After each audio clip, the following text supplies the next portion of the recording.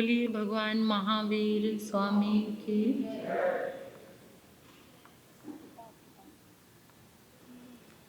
ओ रब मेरा सतगुरु बन के आया, मैनू वेख लेण दे। ओ रब मेरा सतगुरु बन के आया, मैनू वेख लेण दे। ओ मैनू वेख लेण दे कि मत्था टेक लेण दे। ओ मैनू वेख लेण दे कि मत्था टेक लेण दे। ओ रब मेरा सतगुरु बन के आया, मैनू वेख लेण दे। ओ रब मेरा सतगुरु बन के आया, मैनू वेख लेण दे। पौधे पौधे पानी देंदा, सूखे बूटे हरे कर देंदा। पौधे पौधे पानी देंदा, सूखे बूटे हरे कर देंदा। ओ केड़ा माली बन के आया, मैनू वेख लेण दे।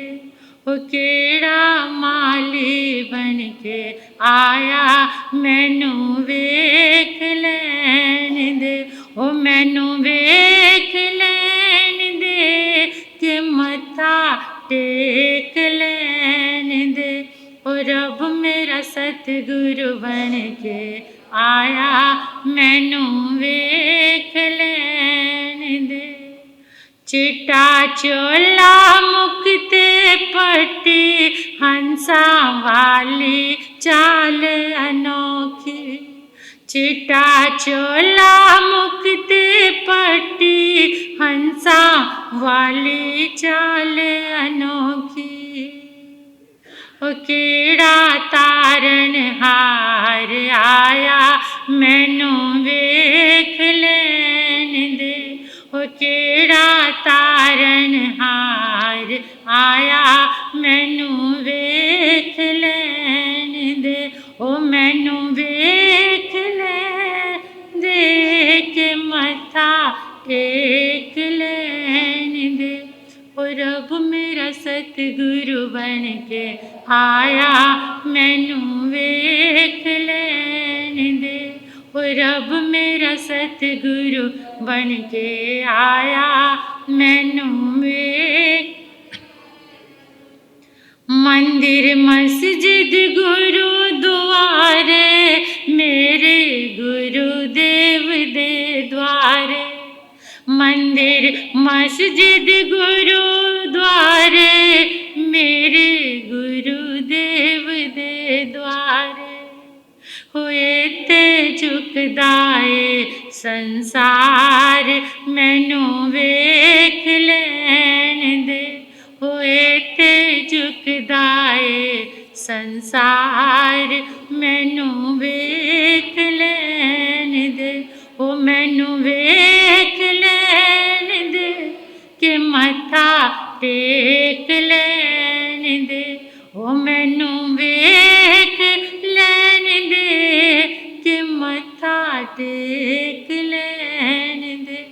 ओ रब मेरा सतगुरु बन के आया, मैनू वेख लेण दे।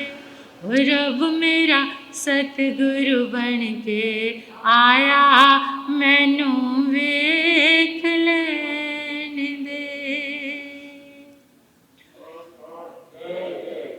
सुते सुयावे पढ़ी बुध जीवी, नय वेश से पंडिये आसु पन्ने। गोरा महुता अबलम शरीरम, भारंड पखीव चये पमाते।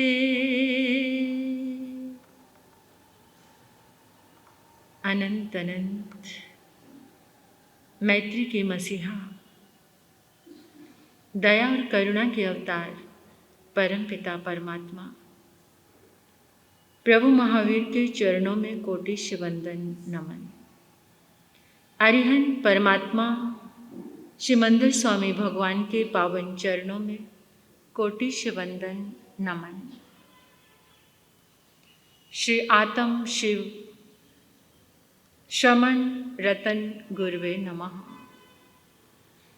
परम दयालु परम कृपालु कर्नाटक गज के श्री आराध्य गुरुदेव के पावन चरणों में वंदन नमन। तप का दिव्य वरदान देने वाले मम आराध्य गुरुवर्या श्री प्रवेश कुमारी जी महाराज साहब के पावन चरणों में कोटि कोटि वंदन नमन। 311 उपवास द्वारा जिन शासन की अद्भुत प्रभावना करने वाले तपाचार्या तप चक्रेश्वरी उप परवर्तनी गुरनी मैया श्री मोहन माला जी महाराज साहब के पावन चरणों में वंदन करती हूँ, नमन करती हूँ। मेरे जीवन पर अनंत उपकार करने वाले, धर्म का दिव्य दान देने वाले आराध्य गुरनी मैया के पावन चरणों में वंदन नमन। गुरु गणेश परिसर में विराजमान गुरुवर्या तुल्या समस्त महासती वृंद के पावन चरणों में मेरा वंदन स्वीकार हो। स्नेहिल प्रिय छोटी साध्वियाँ, गुरु गणेश दरबार में आए गुरुदेव के परमात्मा के प्यारे प्यारे भक्तों, हृदय के आंगन में आप सभी का स्वागत करती हूँ। अभिनंदन करती हूँ आप सभी की श्रद्धा का अनुमोदन, आप सभी के सुंदर भावों का और बहुत सारा धन्यवाद शुक्रिया आप सभी के लिए। आपने धर्म आंगन की ऊर्जा से स्वयं को जोड़कर आज के दिन को सफल बनाया, सुंदर बनाया। आप परम सौभाग्यशाली हैं, पुण्यशाली हैं। जब पुण्य उदय होता है तभी धर्म स्थान से प्यार जागता है, वरना तो पूरी दुनिया को आप देख रहे हैं कैसा कैसा इंटरेस्ट है सबका। इसलिए शासन देव से प्रार्थना करती हूँ आप सभी के जीवन में सुख शांति समृद्धि का वर्धन हो, अध्यात्म में आपके कदम आगे बढ़ें, जीवन के सत्य को आप सभी पहचानें, इस मनुष्य के देह के मूल्यांकन को आगे बढ़ाएं। दुर्लभ अवसर, दुर्लभ अवसर। कल अक्सर मैं जाती हूँ नेत्रहीन विद्यालय, अंध विद्यालय में। मेरे मन का भाव रहता है वहां जाकर आपने भी कभी उस सत्य को महसूस किया होगा। परम पुण्य के उदय से आपको पांचों इंद्रियां स्वस्थ मिली हैं। आर्य कुल, आर्य धर्म, जिन शासन मिला है, ये बहुत बड़ा पुण्य उदय है। लेकिन अगर आप इस एहसास से दूर हैं तो एहसास कर लीजिए, ये भाग्य खिला है हमारा, तो क्यों ना इस भाग्य को सौभाग्य में बदलें, अपने आप को धर्म से जोड़कर कुछ अच्छे कार्य करें। शांति सभी चाहते हैं, लेकिन शांति का प्रयास नहीं करते। मैं आपको पूछूं कि आपको धन धान्य मिला,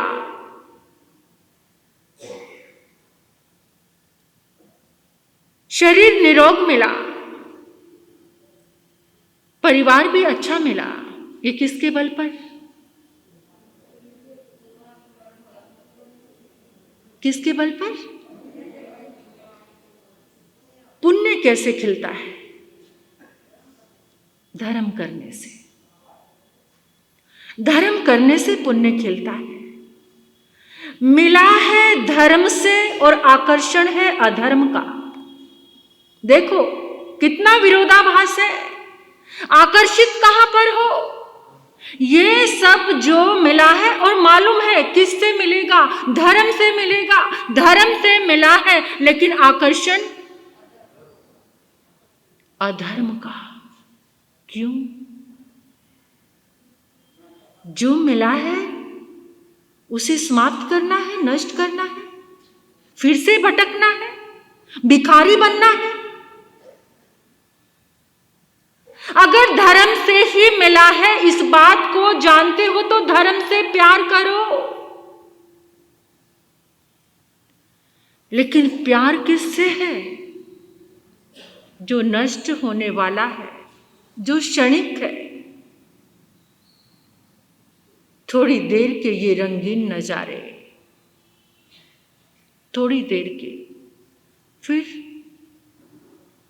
नई दुनिया होगी, नया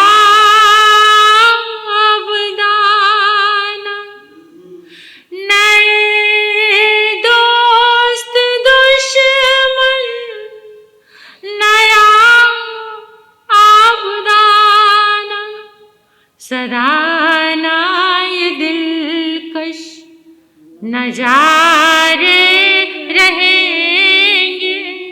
नहीं तुम न साथी तुम्हारे रहेंगे।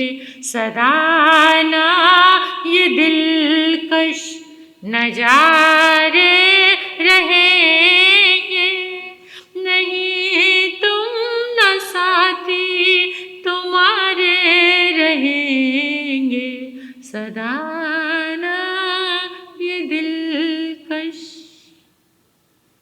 दिल को आकर्षित करने वाले ये नजारे रहने वाले नहीं हैं। इसलिए परमात्मा ने सूत्र दिया है, जयं चरे जयं चिट्ठे जयं आसे जयं सहे जयं भुजंतो भासंतो पाव कमंग न बंधे। पाप कर्म से मुक्त होना है तो इतना सा शब्द जान लो, यतना। यतना से चलना, यतना से उठना, यतना से बैठना, यतना से सोना। विवेक, अवेयरनेस, जागरण। और आज हमारा कई दिनों से प्रसंग चल रहा है, क्या? यतना से बोले वाणी। कैसे बोले? मीठे बोलने के लिए सभी कहते हैं लेकिन बोलते। दोहरा जीवन, दोहरी वाणी, दोहरी सोच, सब कुछ कहना कुछ और करना कुछ। वाणी के गुण आपके समक्ष आए थे। कार्ये पतितम, सोचकर बोले। गर्व रहितम, अभिमान की वाणी।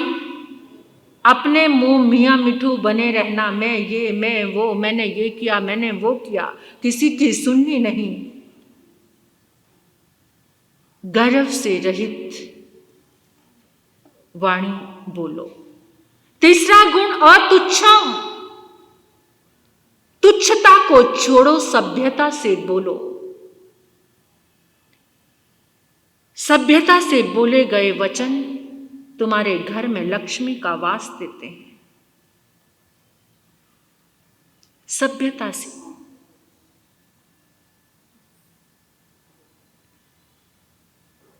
धर्म संयुतम, धर्म से को साथ लेकर बोलो। धर्म को छोड़कर बोल रहे हैं।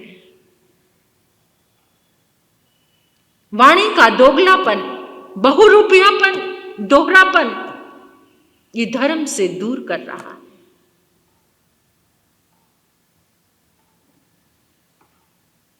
एक श्रावक जी गुरनी जी महाराज साहब के चरणों में आकर खड़े थे। इतने में ही एक व्यक्ति का आगमन होता है और वो तुरंत क्या बोलते हैं, महाराज साहब ये हमारे संघ का गर्व है, नाक है हमारे समाज की।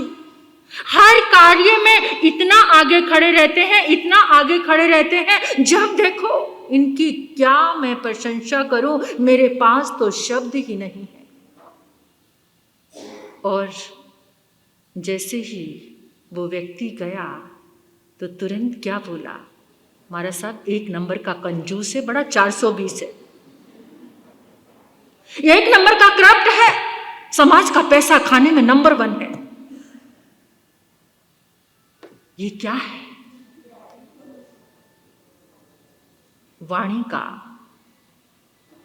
दोहरापन, सामने कुछ और पीठ पीछे पीठी मसंग ने खाए जा। परमात्मा कह रहे हैं, सुना था ना, आप पूछियो ने भासे जा, भास मानस अंतरा, पिट्ठी मसंग न खाए जा, माया मोसंग विवज्जय। मुंह के सामने कुछ और पीठ पीछे ये वाणी का, ये धर्म से संयुक्त वाणी नहीं है। स्तोकम थोड़े से में निपटा देना, बहुत बड़ी बात को थोड़ी सी बात में ही समझा देना, बड़ी बड़ी कहानियां नहीं करना। निपुणम सम्यक, कब बोलना है, कैसे बोलना है, कहाँ बोलना है, ये सब ये वाणी का गुण है। कार्य संक्लीनम, तोल कर बोलना। क्या? तोल कर बोलना। जो विद्वान होता है वो बोलने से पहले सोचता है, और जो मूर्ख होता है वो बोलने के बाद सोचता है। अब सोच लेना कौन सी कैटेगरी में है हम। समझदार व्यक्ति बोलने से पहले तोलता है। बोल तो मीठे बोल साथिया, वाणी को तू तोल साथिया। बोल तो मीठे बोल साथिया, वाणी को तू तोल साथिया। उम्र तेरी निकल जाएगी बातों में ही, फिर नहीं मिलेगी। उजड़ जाएगी जीवन बगिया तो ये बंदे, फिर नहीं खिलेगी। रसवाणी में घोल साथिया, वाणी को तू तो ना। कार्य संक्लीनम, ये आगमकार मनीषी विद्वान आचार्य बोल रहे हैं कि वाणी को जब बोलो तो तोलकर बोलो। ऐसे वचन, वाणी का जादू जब चलता है ना तो सारी दुनिया अपनी हो जाती है। और जब कर्कश कठोर शब्द निकलते हैं तो संकल्प लेकर बोलो। मैंने बताया था आपको, एक मंत्र याद कर लो। क्रोध में जब अंट शंट गाली गलोच करते हो, गाली के बिना बोलने की किसी को आदत नहीं होती। वो सुधरना चाहते हैं लेकिन कोई मंत्र नहीं है सुधरने का। तो क्या करना है? सुबह उठकर मुझे मधुर बोलना है, मुझे मीठा बोलना है, मुझे कम बोलना है। 3 बार कम से कम। लॉजिक पता है ना 3 बार का? हमारे सब कॉन्शियस माइंड में चला जाता है 3 बार बोलने से, और वहां पर सेव हो जाता है। और दिन भर सब कॉन्शियस माइंड उसी चीज को याद दिलाता रहता है जो सुबह सुबह तुमने यहां सेव किया है। दिन भर याद दिलाएगा सब कॉन्शियस माइंड। तो वहां पर सुबह सुबह कौन सा मंत्र देना है? संकल्प का। मुझे मीठा बोलना है, मुझे कम बोलना है, मुझे मधुर बोलना है। अगर संभव नहीं हो पा रहा हो तो एक पेपर पर लिखकर एक स्लिप बना लो और अपने रूम में लगा लो। सुबह उठते ही उसको देखना और बार बार अपने मोबाइल में रिंगटोन अपनी ही आवाज की लगा लो। मुझे मीठा बोलना है, मुझे मधुर बोलना है, मुझे कम। जब भी कोई फोन आए तो क्या बचे? मुझे मीठा बोलना है, मुझे मधुर बोलना है, मुझे जो तुम सुनोगे वही बोलना शुरू हो जाएगा।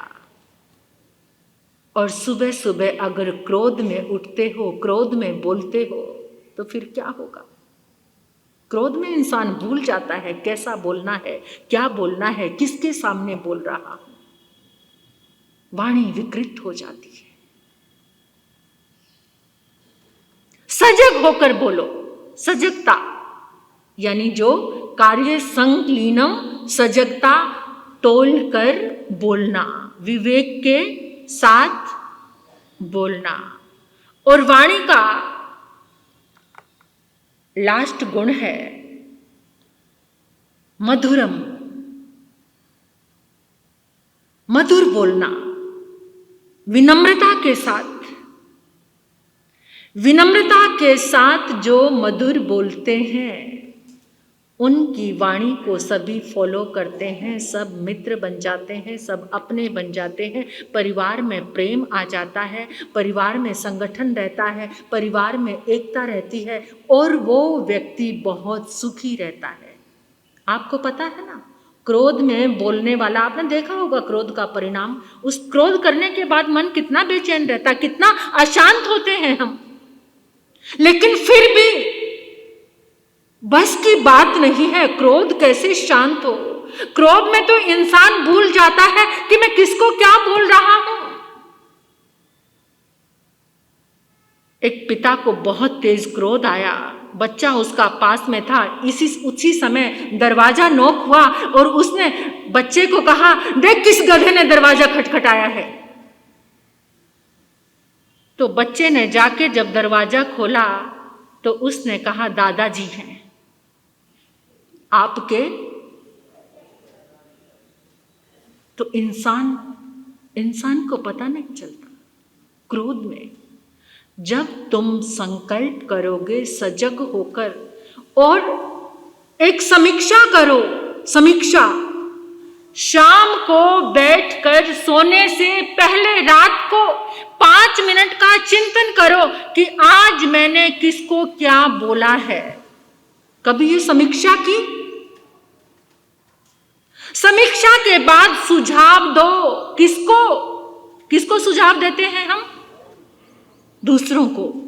आज तक हमने जितने सुझाव दिए हैं, किसको?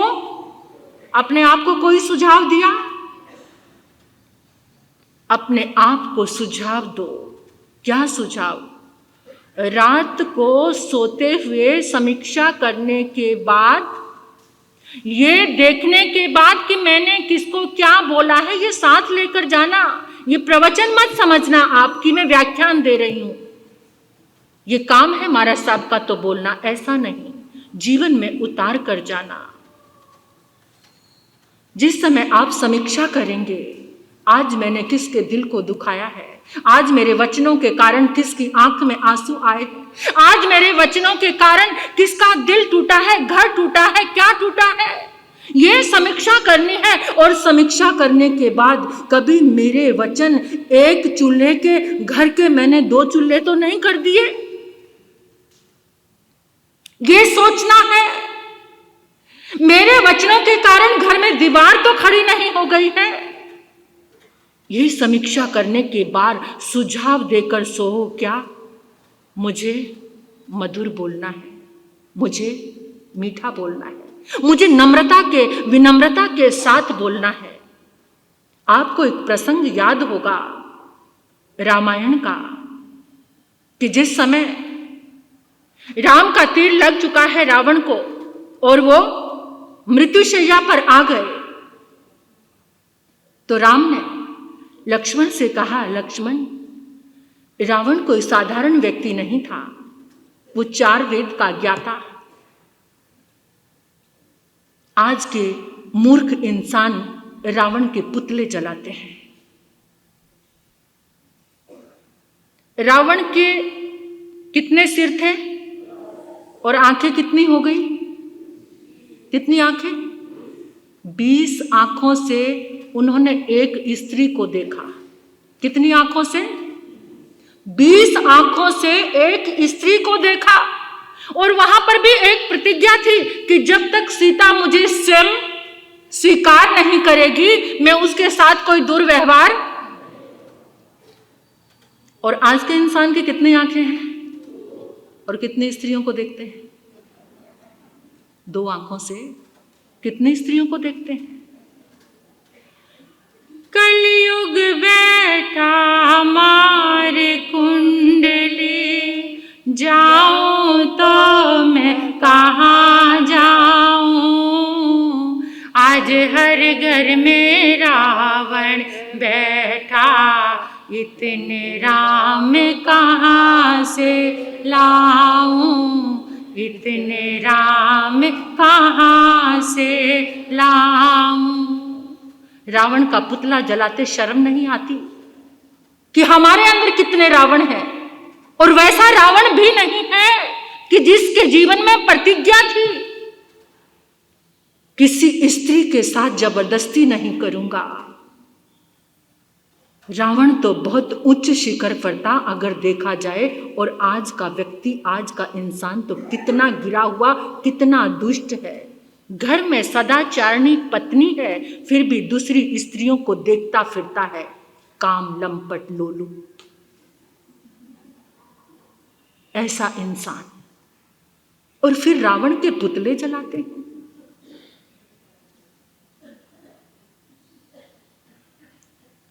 राम लक्ष्मण से कह रहे हैं, लक्ष्मण वो बहुत अद्वितीय है, 4 वेदों का ज्ञाता है, उसके पास बहुत कुछ है, जाओ उससे कुछ सीख लेकर आओ कि उसने अपनी जिंदगी में क्या अनुभव किया। लक्ष्मण थोड़े तेज तरार, जल्दी अग्रेसिव होने वाले, वो गए और जहां रावण लेटा हुआ था, सिर के पास जाकर खड़े हो गए और कहा, मुझे मेरे भैया ने भेजा है, आपके जीवन का कुछ अनुभव है तो बताओ। रावण मौन, कुछ नहीं।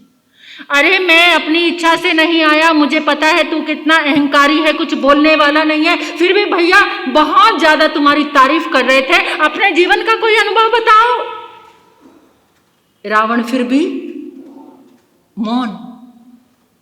अब तो लक्ष्मण को इतना गुस्सा आया और पांव पटकते हुए राम के पास आए, भैया उस खड़ूस, उस अहंकारी के पास भेज दिया।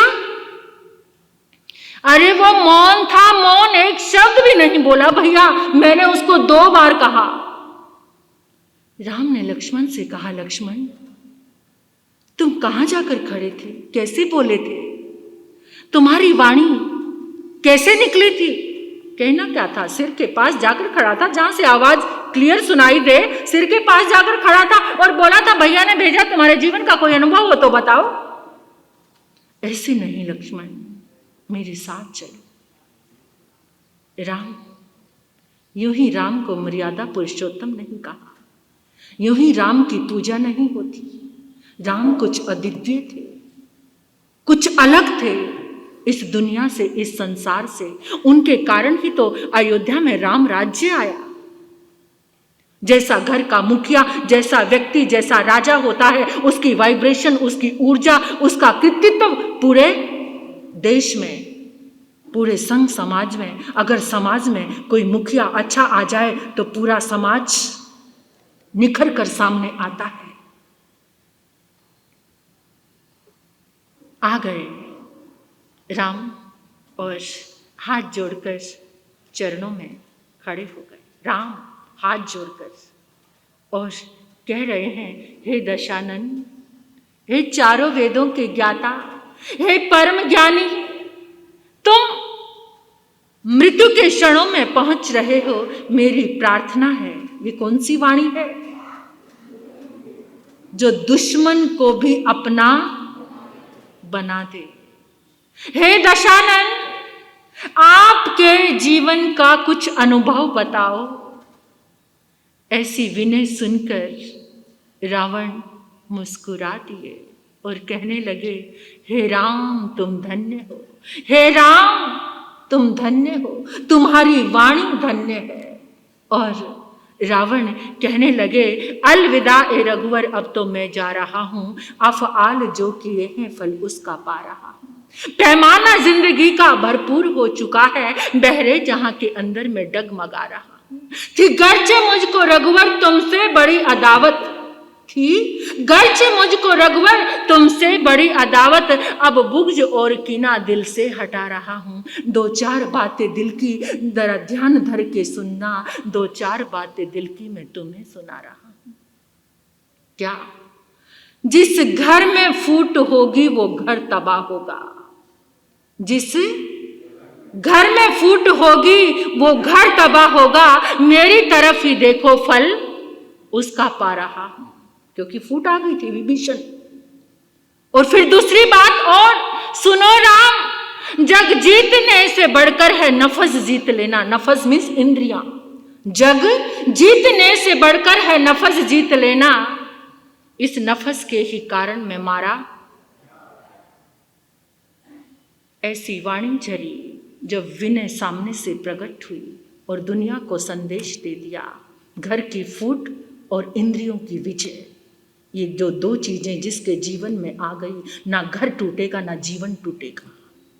दोनों ही चीजें अब गुरनी मैया के मुखारविंद से आप श्रवण करेंगे। ओम।